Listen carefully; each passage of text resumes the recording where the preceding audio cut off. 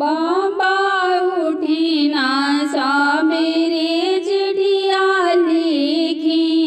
बाबा उठी ना सबेरे चिट्ठिया लिखी। पापा देवे के वे समर फूफा तो काहे ना फूफाइनी। पापा देवे के श्रीकांत फूफा तो काहे ना फूफाइनी। पापा देवे के सचिता फूफा तो काहे ना फूफाइनी। बरुआ का तो हर फूफा जी ले आई हैं तबे दिया लुटाई हैं। बरुआ काई तो हरो फूफा ले आई हैं तबे दी पर लुटाई हैं। पापा फूफा हमारो नंबरी ले आई हैं तबे दी पर लुटाई हैं। चाचा उठी ना सबेरे चिट्ठिया लिखी। चाचा देवे के बस नारायण फूफा तो काहे ना फूफाइनी।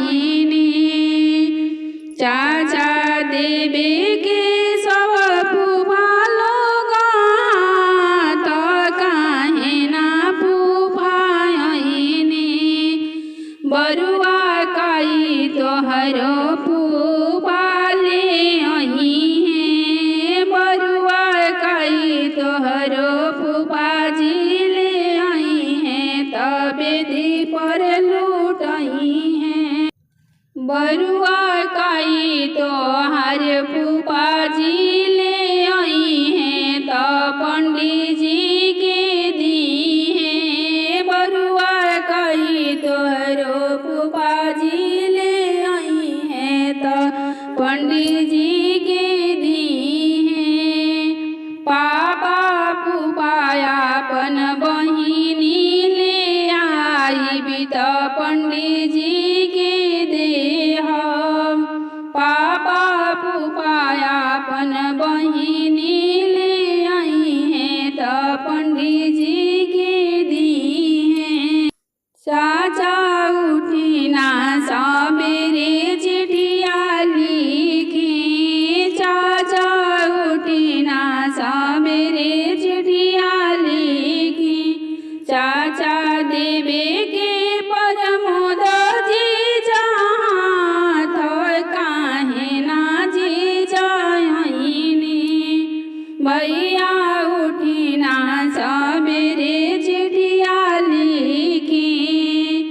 भैया देवे के सब चीजा लोग तो काहे ना जी जाइनी। बरुआ काई तोहरो जी जाले आई हैं। बरुआ काई तोहरो जी जाले आई हैं तो पंडित जी के बटी हैं।